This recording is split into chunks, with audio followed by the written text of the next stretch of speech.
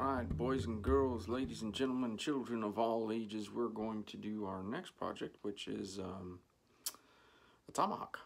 So basically it's starting out as a hatchet and like a cheap thing that I bought from Amazon, and I'll cut it to the size and shape that I want, and then we'll grind off the powder coating and we'll make a special handle for it, and then we'll make a scabbard for it, and then we'll metal etch it and all that great fun stuff. So stay tuned. Alright, so here's our hatchet right here. I basically drew the shape that I'm gonna put into it.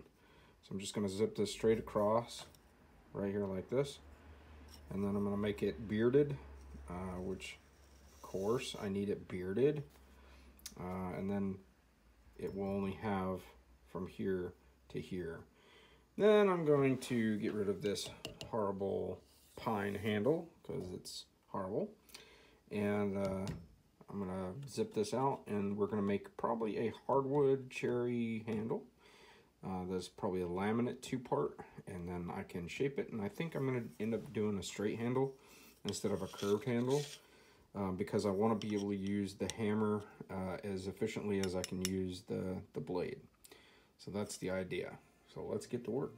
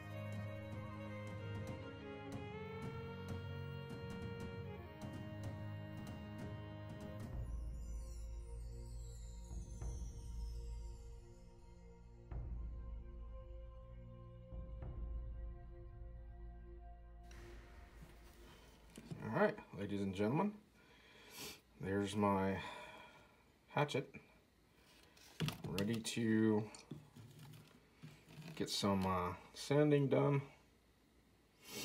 and get the blade made, and some polishing, a new handle, and then some etching, and then of course we got to make some sheaths. Yeah. Here we go. We've got the hatchet now as a tomahawk head.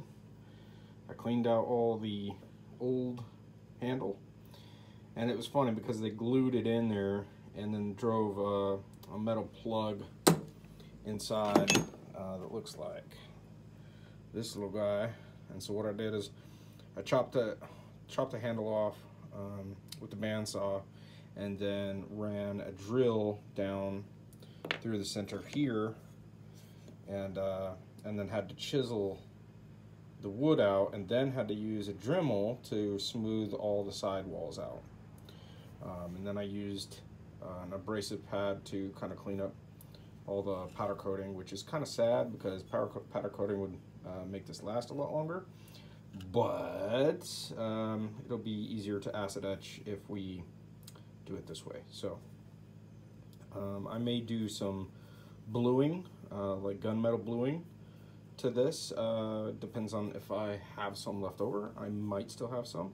There's some imperfections in this which I'm not real concerned about because I'm gonna acid etch it anyway, and I'll probably put either, like I said, bluing, or maybe I'll put a sheer coat over the top so that it looks the same forever and ever, until it wears off. So yep, that's the update. Now I've got to figure out what kind of art I'm going to do to blade and get it done.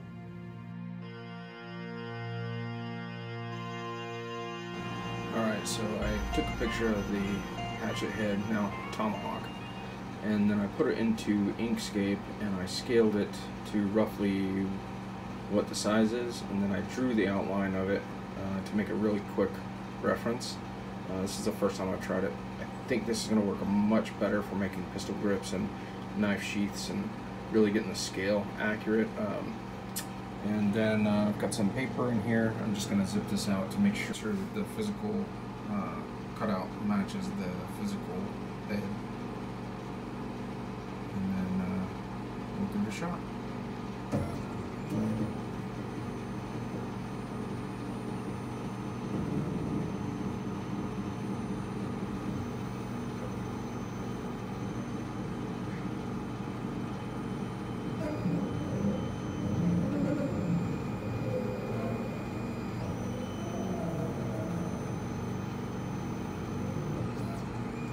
Alright, I'm going to show you guys how I adjust images that I'm hand drawing on the computer.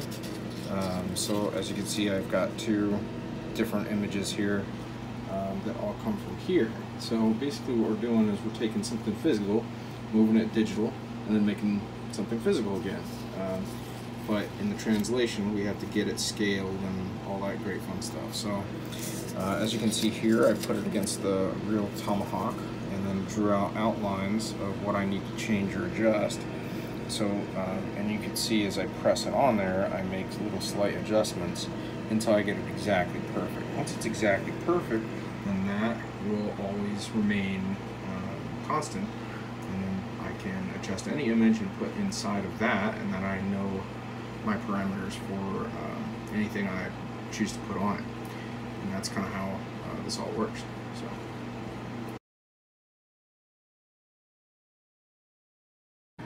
Alright, so since third time was a charm, I'm going to pin this down using duct tape so that it doesn't move, because when I get the template and the art done, I will lay this within here, like that, and then I know that the laser's going to hit it and do the job it needs to do. And that's how we match up something physical to digital and then physical again. Okay, so I cut out the template at the bottom of the page and then I taped it to the base. And I've got it aligned exactly on the line. So that I can imprint the image. And I've got a starting point there. I'm going to increase the power to 10. And then we're going to do a vector engrave.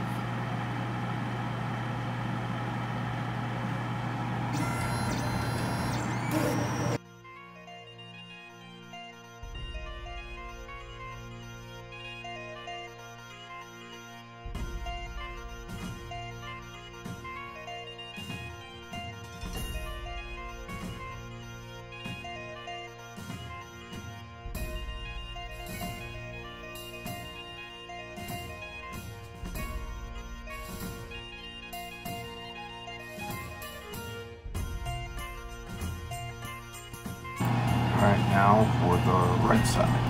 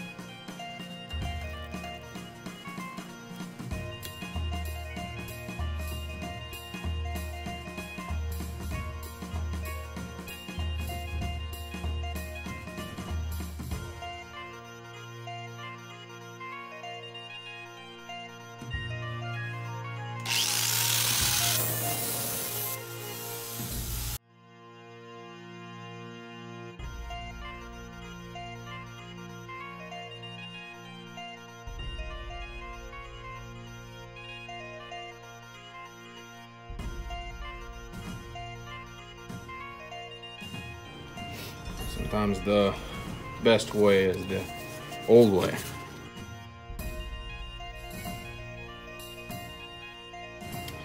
And this is how we make man glitter.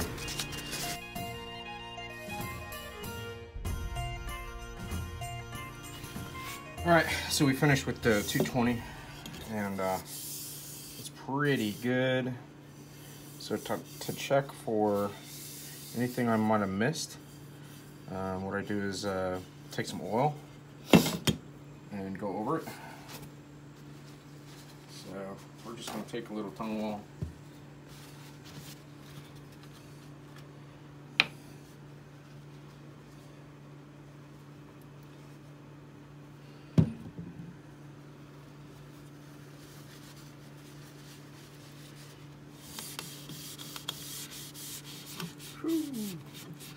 Boy, ain't that pretty. Missed a little at the end there. You can see kind of some ripples, and that kind of tells us that we just need to sand that a little bit better.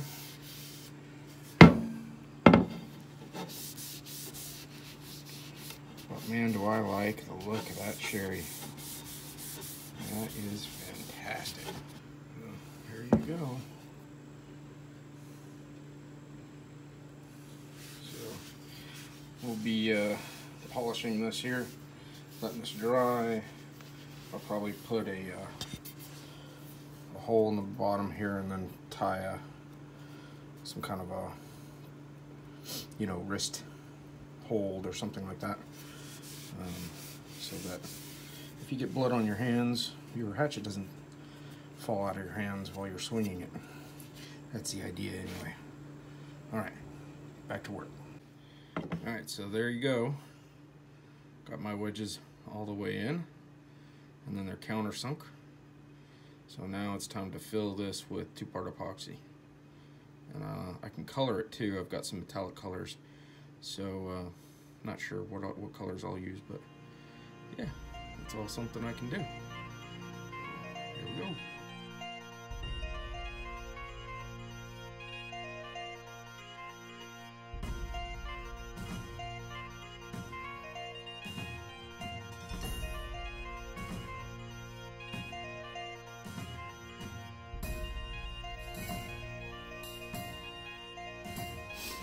Alright, ladies and gentlemen, we are going to finish the blade today. And I was talking about doing some bluing to it, which I thought would give it kind of a cool, like, pearl black look and also protect the blade. So I've got this Formula 4440. I've never used it before, and it's been ages since I blued anything. So I, believe it or not, read the instructions. So apparently the blade needs to be about 90 degrees Fahrenheit, so I got a heat gun here. And we're going to heat it up and then rag it on, and then get both sides really good after I clean it. And then once that's clean, then we're going to put another coat on and then immediately wipe it off. And it says in order to neutralize the reaction of it, I need to rinse it in hot water. So that's what we're going to do. Let's see how this all turns out.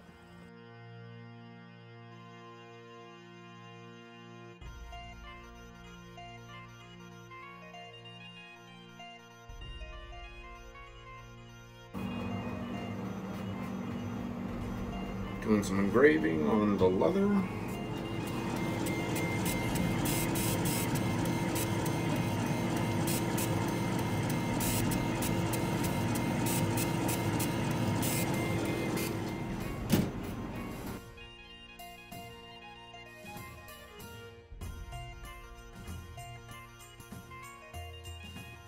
Alright, so we've got our sheath part cut out. This is a design that I created for another Tamahawk and then just modified it for the size of this, and then made it a little more robust. Basically there's 3 parts to it. This folds around the other side, so this ends up being vertical. This is the top flap, which is new. That's something that I changed recently because I want to kind of protect the blade from weather a little bit better. So this is going to flap over the top and snap. And then this is the side, and usually I just put like one strip down and then a snap. But this one I wanted to fully encompass the blade, again, to protect it better. So what we're gonna do is we're gonna dye it. I've got a buffalo brown that I really like as a stain. And I've got a dabber, and we're just gonna stain it up just like we normally would. And then we're going to oil the parts where I don't want them stained. So basically all of this is going to be stained, but where the writing is going to be oiled. That'll just let it pop just a little bit better, and kind of stand out in high contrast, but it'll still be protected as everything else. So.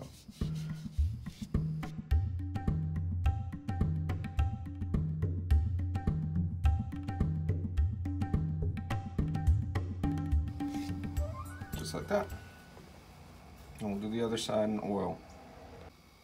So part of the reason I'm using oil on the other side is because if this is too dry, when you apply it to the piece of wood, it'll actually suck the oil and the protectant out of the wood itself.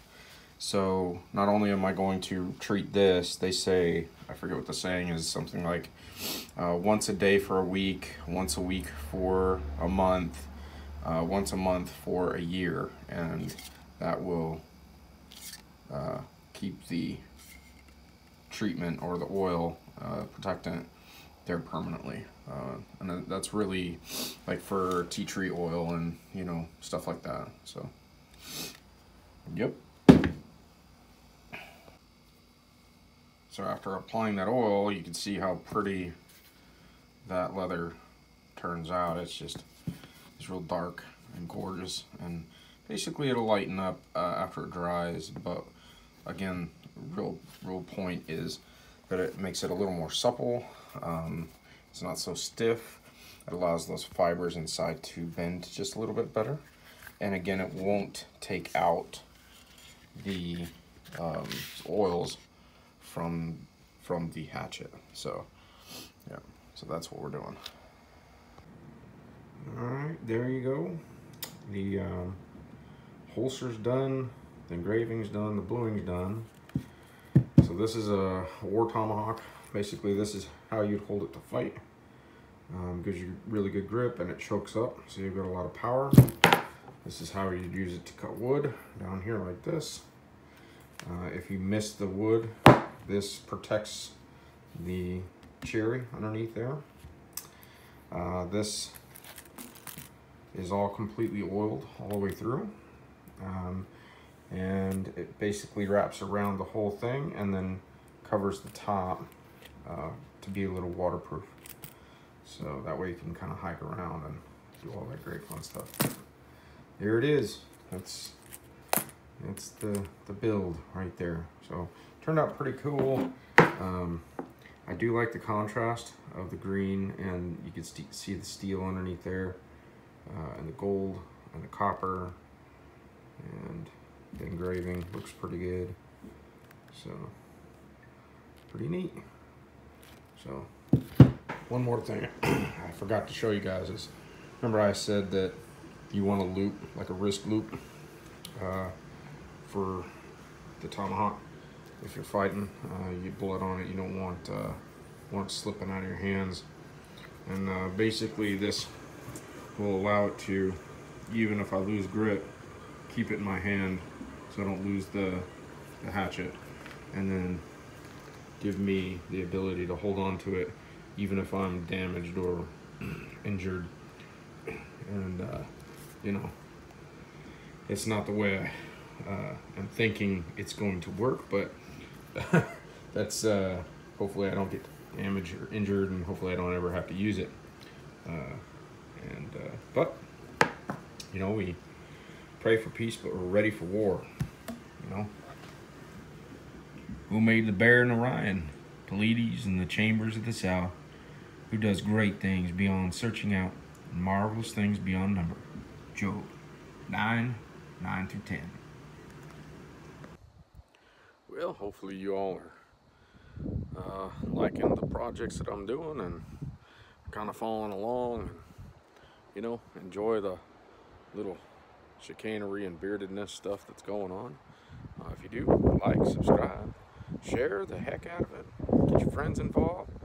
Let's do some digging in the backyard and make some cool daggers or other things and crossbows, and tell me what you guys think. If you have comments, put them in the bottom of the next project I should do.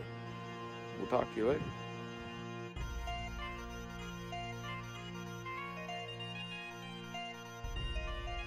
What is that? It's a square. Honey, it's called a square. But it's a triangle. That's what they call it, is a square. It's to keep things square. See here, let me see. See how it's got a right angle? Yeah. So you know that this piece of wood and this piece of wood down here will be square. Triangle.